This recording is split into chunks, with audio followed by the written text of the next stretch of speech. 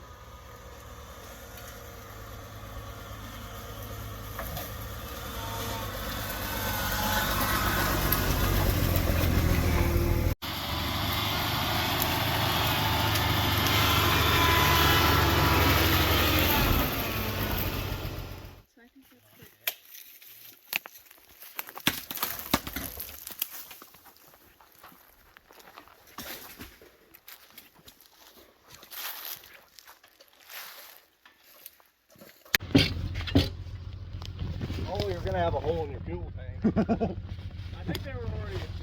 You just tell them it was already there. It was already there. If you could take a second to appreciate how there's actually a fucking locker here. Yes. Very nice. Something over there. She's a pile driver.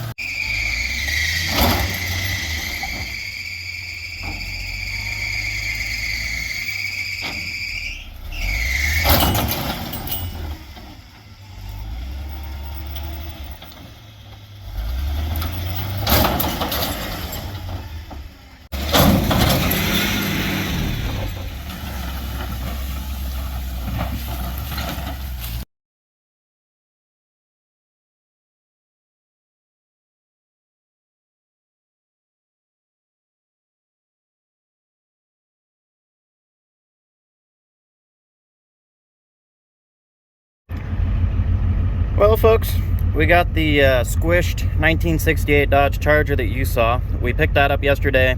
That's for my friend Cole over at Just a Car Addict. And today, on this nice, beautiful, rainy day, we're off to go get my pick. So it's gonna be an interesting one, to say the least.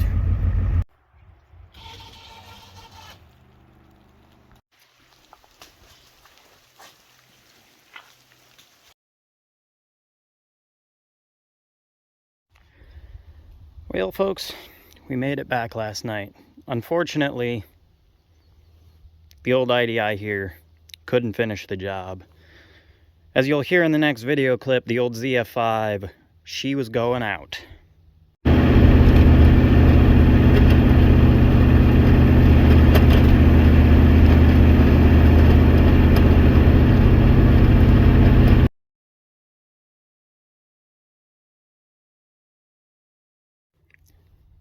So what you just heard, I'm pretty sure, is the input shaft bearing went out on the ZF5. It started making quite a bit of noise about halfway through the trip. Actually, when we were driving out to pick up my 59 there, it started to make a bit of noise and then it just progressed. We were about 80 miles from home and I finally called it. It got so bad that thing sounded like a popcorn maker in there. I'm pretty sure loose bearings and the gears were nipping at each other. And, well, suffice it to say, I didn't want to pick up ZF5 guts off the middle of the highway. So she's drivable. She drove home, but we had to drop the trailer. Thank goodness Nick was there. Just absolute hero. He was able to finish the last 80-mile leg of the trip for me and get this thing home, so we didn't have to do a bunch of trailer shenanigans and whatnot and all that. So she probably would have finished the job, but like I said, didn't want to pick up ZF5 guts off the highway. So we're gonna get that thing unloaded. Alrighty, I went ahead and hooked the IDI back up to the trailer. What for? When I unload the truck, I don't want the trailer to, you know, well, make a mess and destroy things, because that's not my trailer. So the other thing I've got is I want to put good wheels on this thing so I can just push it right off the trailer. And fortunately, I have these bad boys.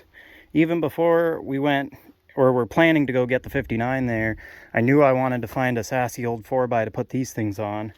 These are old 5 on 5.5 forward four-wheel drive 16-inch wheels that would have come on a truck like that. So we're gonna go ahead and get those swapped on. I just have to make sure this truck is, you know, chock blocked so it doesn't make a mess while I'm trying to switch the wheels over, and then we'll get this thing pushed off the trailer. You know what? Why am I being so stupid? I'll go ahead and give you guys the walk around before I push this thing off the trailer into the trees, so I can actually walk around and show you the glory that is this thing. Of course, this is a 1959 F100 factory four-wheel drive. 1959 being the first year that Ford made four-wheel drive pickups in the factory.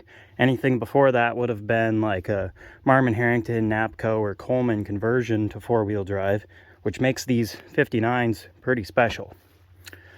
This one, as you can tell by the badge on the door there, is a custom cab, so she's got the chrome grille. This thing's got all the good stuff. I think it would have had a chrome front bumper originally, but I'm not sure. Somebody else probably knows. Pretty sure this thing would have had 16-inch wheels from the factory. You can see in there, frame looks pretty nice. She's got newer shocks on it. The Washington license plate on this thing, of course, it's up in Alaska right now. So the last tag on here is 1981, but inside there's some registration papers that show up to 1987. Typical Fridge Ford fender rot. They always kind of rot out right there. I'll probably just ignore that on this thing. I really want to just clean it up, fix it up, and drive it kind of visually as is. A little bit of cab corner rot. That cab corner's been pushed up some. We have all kinds of goodies. I'll get all my nice picks out of here. Like the milk crate and some of the other stuff is stuff that I found in that junkyard that I wanted. This is like a Lincoln or Mercury or something seat in here. This starter and this starter were in here when we pulled it out of the sticks. This one's a new remanufactured unit, so I think they were putting a new starter on it. And then I think it was this one I found while I was there, and I grabbed it because it should be the same or similar Y-block Ford starter that I wanted to have around. I also found some other 59 Ford goodies. Hood emblems. I'm missing the one on the driver's side. The truck that gave up the hood emblems was an Air Force truck that had this plate on it. Some other odds and ends in there. Cab's pretty decent. These old 59, well, the fridge era Fords in general, always kind of rot out in here, and you can see this one has a little bit, but it's not terrible. And then I'm sure it's got some up here in the kick panel. Heater in there and everything. The red and white interior, I just love it.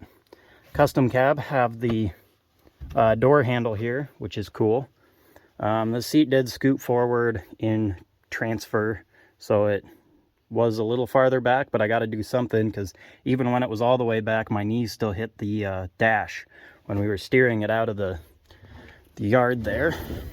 Of course, you saw this thing had a collapsed topper. It also had 2 mattresses in it. We cucked those. Down in here, again, frame's pretty mint. I mean, all things considered, this truck's in pretty nice shape. Am missing the tailgate. A little bit of end cap rust in the bed here. Yellow GMC hood belongs to Nick. We just threw it in here so it could get here. There's a big old International grill there. That's a National calcium carbide tin from one of the local mines. I found another taillight lens while we were there. This bumper is beefy as all get out. I really like this thing. And then you can see I had trailer lights here and there. I think one of them was for the like camper setup that they had going on or something. So of course, like anything around these parts, the bed's kind of dinged and dented up. She's well used. We lost this tire in transfer, but did we really need that? Holy cow, look at how beefy that bumper rig up is. Yeah, somebody was towing heavy.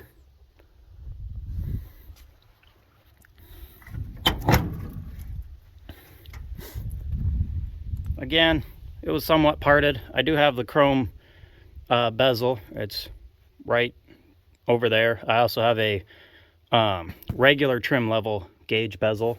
Again, all my finds there. I actually pulled this out of that junkyard, out of the other 59 Ford, because this truck doesn't have it. You can see the ignition's all dangling down there. We have some creative wiring and whatnot. Had an aftermarket radio in it. Again, a little bit of rot, but it's not terrible. It's definitely livable. Don't know why this door panel was off, but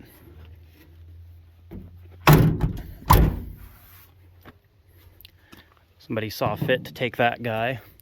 We have the old Jeep hood latches. Goodness only knows what's up with that. I'm gonna go ahead and get this hood open so we can have a look up there. Alrighty, in here we have the standard 292 Ford Y-block. Goofy exhaust crossover nonsense, of course. The truck was already missing the radiator and everything you see. I did put a bar on the engine there and it does spin, but it has a couple tight places that we're a little concerned about. The number 5 spark plug was out of it when we drug it out, so I don't know if they were having timing and spark issues or what, but yeah, I'm pretty sure that cylinder got a little moisture in it. The carb is an Autolite, like 2150 or something. It's got a 1979 Ford tag on it, so it was added on later, but we do have the stock air cleaner. And of course, the starters inside are from this, so there's no starter on it. But, well, given that she spins, she's definitely got some life left in her, and we'll have to give her a go one of these days. You can see the hood support came down. The little latch mechanism, the whole thing's just gone. Goodness only knows why they decided to take those off, but yeah, not too shabby for what it is. Alrighty, well, on the passenger side, every single stud on the front is spinning, but every single one on the back came off, so I guess we'll just be short one 16-inch wheel, and I'm going to have to take that entire hub off or cut the lug nuts or something. Something's up with that, and I'm not really looking forward to it, to be honest, but well, at least we'll get the other three on. Well, I got the wheel off, and the brake drum's already loose, so that's a good sign. Gonna have to reposition the jack though to get this thing high enough for those 235/85s, so I'll have a little monkeying around to do here. Alrighty, well, this side looks a little sad, but fortunately this tire did take air, so yeah, I'm gonna have to absolutely mutilate all of these lug nuts to get this thing off of here. Fortunately, I don't mind wrecking this wheel. I don't want to, but sometimes that's just the way she goes. But on this side, yeah, she's looking like a truck again. All this just so I can push it off into the brush here and let it sit until I have the time to get to it. But, you know, it looks better, so I'll be more motivated to work on it in the future. So we'll get this thing off the trailer here. Oh yeah, this guy's still got some life left in it. Just throw some wind in there and she'll be mint. Hi, cat. Hi, cat. That's a good tire right there. So right about now, what you're going to want to do is just drive out from under the truck and pray that the old ZF5 doesn't explode.